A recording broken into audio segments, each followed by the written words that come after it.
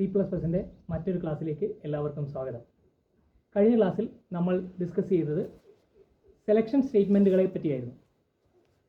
ഈ ക്ലാസ്സിൽ നമ്മൾ കാണാൻ പോകുന്നത് കൺട്രോൾ സ്റ്റേറ്റ്മെൻറ്റിൻ്റെ തന്നെ ഭാഗമായിട്ടുള്ള ഐട്രേഷൻ സ്റ്റേറ്റ്മെൻറ്റുകൾ അഥവാ ലൂപ്പിംഗ് സ്റ്റേറ്റ്മെൻറ്റുകൾ എന്ന സ്റ്റേറ്റ്മെൻറ്റുകളെ പറ്റിയാണ്. ഈ ലൂപ്പിംഗ് സ്റ്റേറ്റ്മെൻറ്റുകളെ പറ്റി നമുക്ക് പഠിക്കാൻ വേണ്ടിയിട്ട് നമ്മളൊരു സിറ്റുവേഷൻ നമുക്ക് ഒന്ന് ഡിസ്കസ് ചെയ്ത് നോക്കാം. നമുക്ക് ഒരു C++ പ്രോഗ്രാമിൽ 10 തവണ ഹലോ എന്ന് പറയുന്ന ഒരു സ്റ്റേറ്റ്മെൻറ്റ് പ്രിൻറ്റ് ചെയ്യണമെന്ന് വിചാരിക്കുക. അപ്പോൾ നമ്മൾ സാധാരണയായിട്ട് എഴുതുന്ന ഒരു പ്രോഗ്രാം എന്ന് പറയുന്നത്, ആ പ്രോഗ്രാമിൻ്റെ ഒരു പാർട്ട് ഞാൻ ഇവിടെ എഴുതിയിട്ടുണ്ട്, കംപ്ലീറ്റ് പ്രോഗ്രാം ഇല്ല. അതിൻ്റെ എക്സിക്യൂട്ട് ചെയ്യേണ്ട സ്റ്റേറ്റ്മെൻറ്റ് എന്ന് പറയുന്നത് cout hello \n. അടുത്ത സ്റ്റേറ്റ്മെൻറ്റ് അടുത്ത ലൈനിൽ പ്രിൻറ്റ് ചെയ്യണമെന്നുണ്ടെങ്കിൽ, ആ ഹലോ അടുത്ത ലൈനിൽ പ്രിൻറ്റ് ചെയ്യണമെന്നുണ്ടെങ്കിൽ നമ്മൾ \n കൂടെ കൂട്ടി കൊടുക്കുന്നു. അപ്പോൾ ഈ ഒരു സ്റ്റേറ്റ്മെൻറ്റ് തന്നെ നമ്മൾ 10 തവണ എക്സിക്യൂട്ട് ചെയ്താൽ, അതായത് 10 തവണ നമ്മൾ ടൈപ്പ് ചെയ്താൽ മാത്രമേ 10 പ്രാവശ്യം നമുക്ക് ഹലോ പ്രിൻറ്റ് ചെയ്യാൻ പറ്റുള്ളൂ. 10 തവണ ആയതുകൊണ്ട് നമുക്ക് വലിയ പ്രശ്നം തോന്നുന്നുണ്ടാവില്ല. പക്ഷേ നിങ്ങളൊന്ന് ആലോചിച്ച് നോക്കുക, ഒരു 100 തവണ പ്രിൻറ്റ് ചെയ്യണം, അല്ലെങ്കിൽ ഒരു 1000 തവണ പ്രിൻറ്റ് ചെയ്യണം എന്ന് പറഞ്ഞു കഴിഞ്ഞാൽ നമ്മൾ C++ പ്രോഗ്രാമിൻ്റെ ചില സ്റ്റേറ്റ്മെൻറ്റുകൾ കുറേ പ്രാവശ്യം അല്ലെങ്കിൽ ഒന്നിൽ കൂടുതൽ തവണ മൾട്ടിപ്പിൾ ടൈംസ് എക്സിക്യൂട്ട് ചെയ്യേണ്ടതായിട്ട് വരുമ്പോൾ നമ്മൾ എന്ത് ചെയ്യും?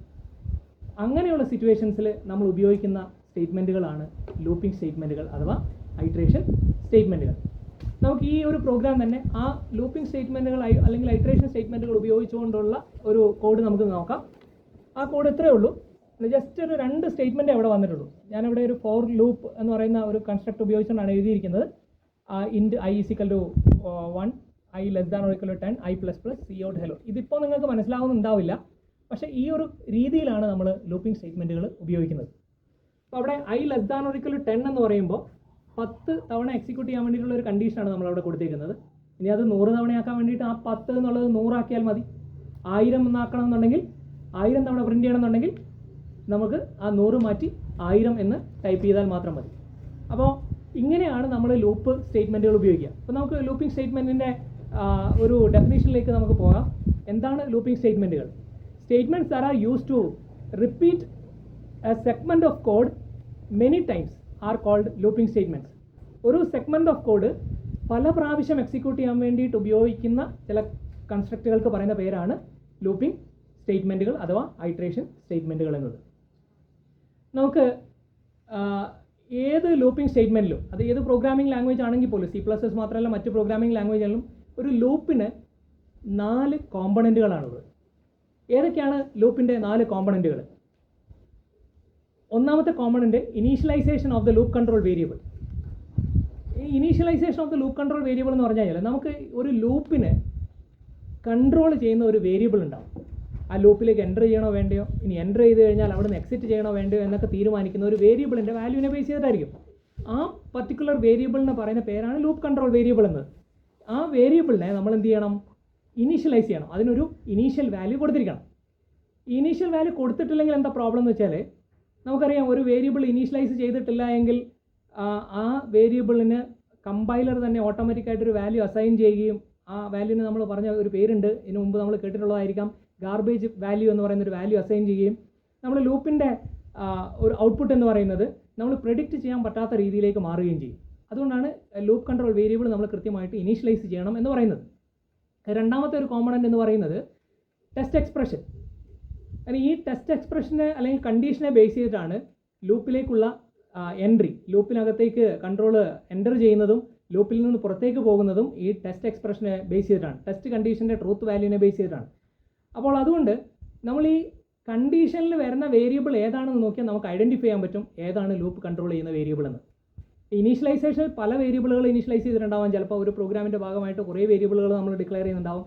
അത് നമ്മൾ എല്ലാം ഇനീഷ്യലൈസ് ചെയ്തിട്ടുണ്ടാവും. അപ്പോൾ നമുക്ക് അവിടെ നിന്ന് ഏതാണ് ലൂപ്പ് കൺട്രോൾ വേരിയബിൾ എന്ന് ഐഡൻറ്റിഫൈ ചെയ്യാൻ കുറച്ച് ബുദ്ധിമുട്ട് വന്നേക്കാം. പക്ഷേ നമുക്ക് ലൂപ്പ് കൺട്രോൾ വേരിയബിൾ ഏതാണെന്ന് കണ്ടുപിടിക്കാൻ ഈ ടെസ്റ്റ് കണ്ടീഷനാണ് നമ്മൾ ശ്രദ്ധിക്കേണ്ടത്. അപ്പോൾ ആ ലൂപ്പ് കൺട്രോൾ വേരിയബിൾ ഉപയോഗിക്കുന്ന ഒരു ടെസ്റ്റ് കണ്ടീഷനാണ് നമ്മൾ കണ്ടീഷനായിട്ട് എഴുതുക.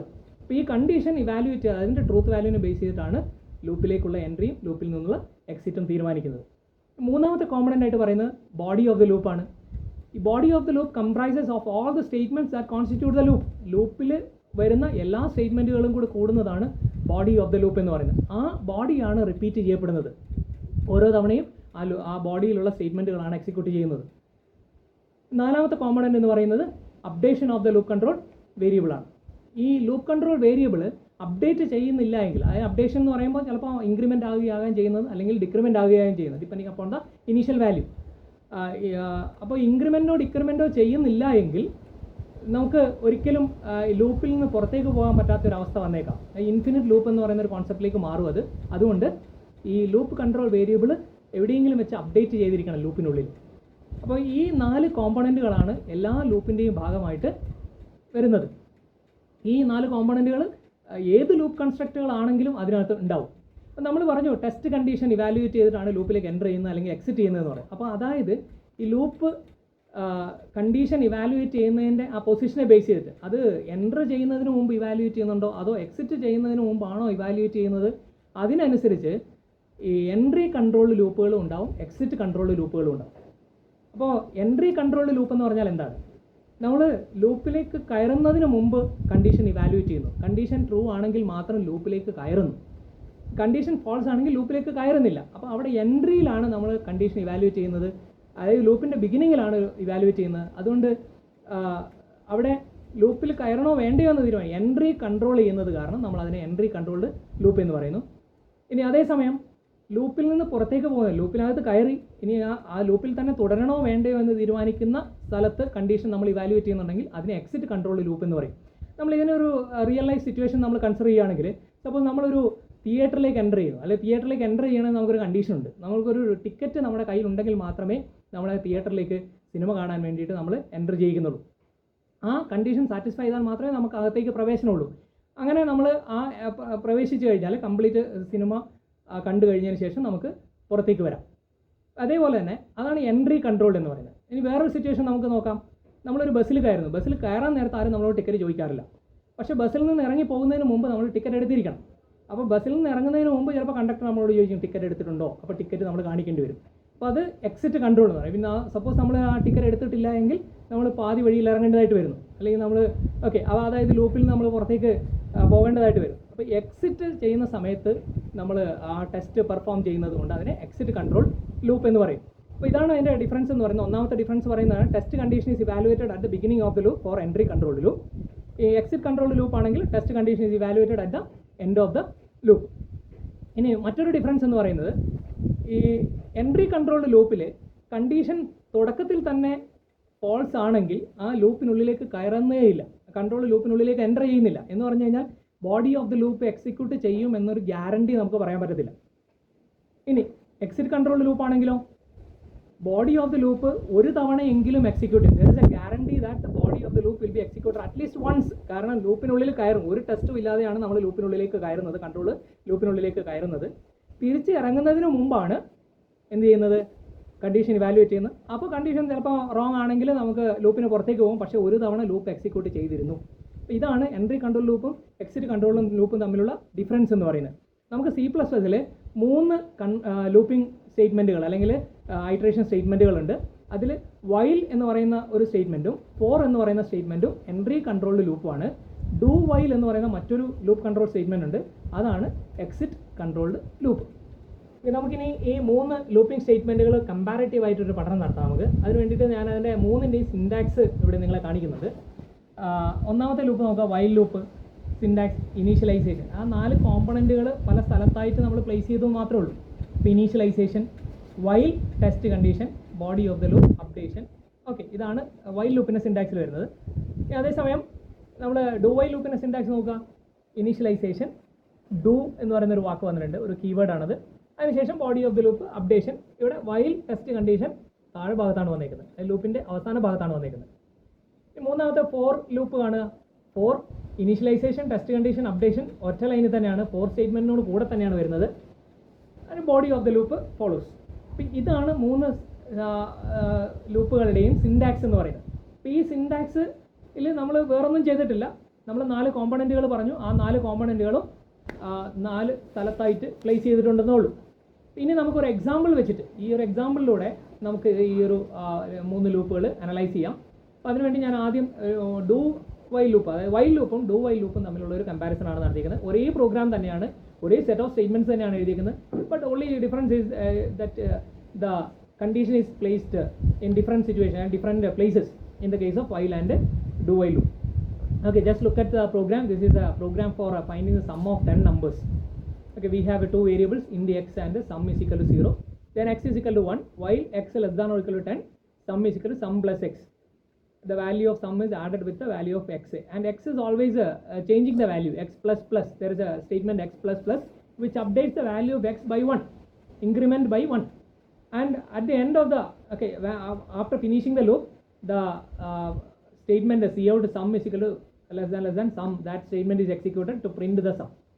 And the very same program is written using do while loop, and the only change is we have a new keyword do inside the do while loop, and the while test condition, while keyword and the test condition is placed at the end of the loop body. Here from this we can understand that the while loop is an entry control loop. Before entering into the loop, the test condition is evaluated, and in the case of a do while loop, the test condition is evaluated only at the end of the loop. The output is the same. Just for identifying each of the statement, here we have initialization x is equal to 1. Then this statement x is equal to 1 is executed only once. Initialization statement for any loop will be executed only once, and it's outside the loop. You can see that it is outside the loop. The next statement, the next part is the test condition. Here what is given inside the while loop, that is x less than or equal to 10 is the test condition which is evaluated, and if it is true, the loop will be executed.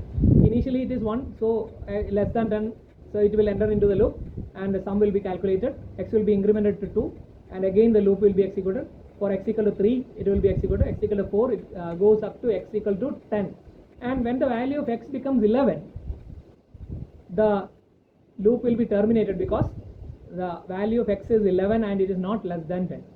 Only if it is less than or equal to 10, it will enter into the loop, and after that the rest of the statements will be executed. Look at that statement, x less than or equal to 10. How many times it is executed? It is executed 11 times. Why 11 times? For x equal to 1 it is executed, x equal to 2 it is executed, x equal to 3, and goes up to x equal to 10, then the loop body is executed, and again x is incremented to 11, and then it is compared again, and that is 11th time that comparison takes place. So 11 times that is executed. Test condition is evaluated or executed 11 times.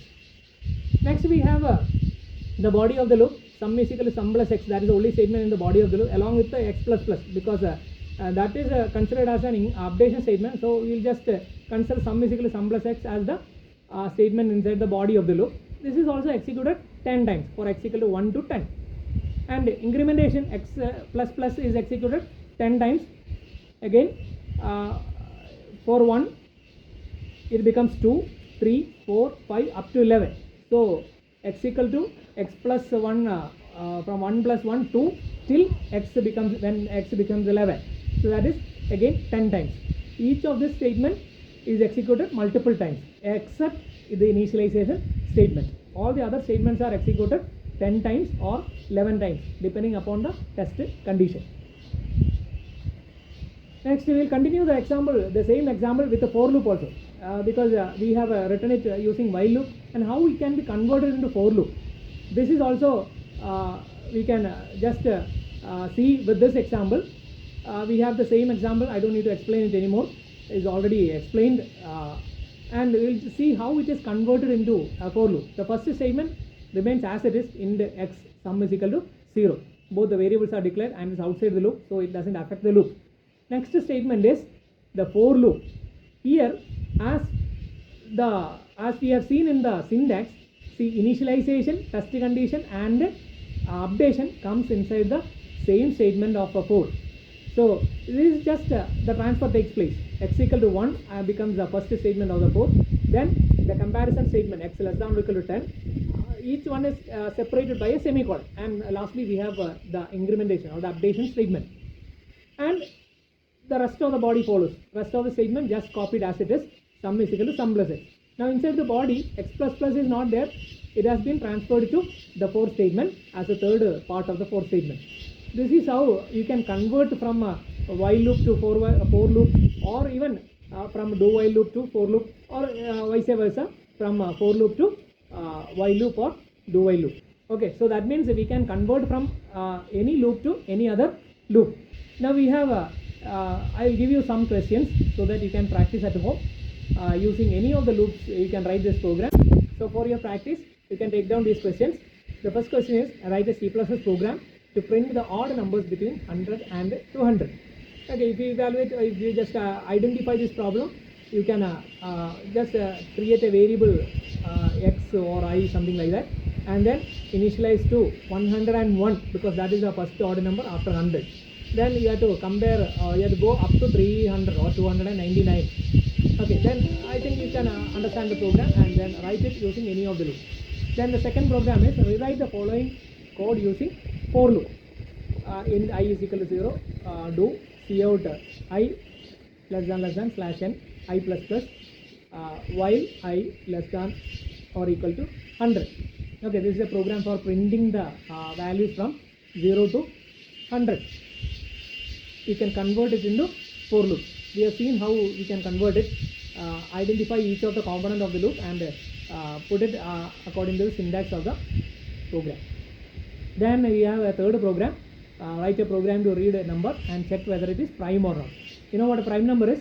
A prime number is a number which doesn't have a factor other than 1 and the number itself.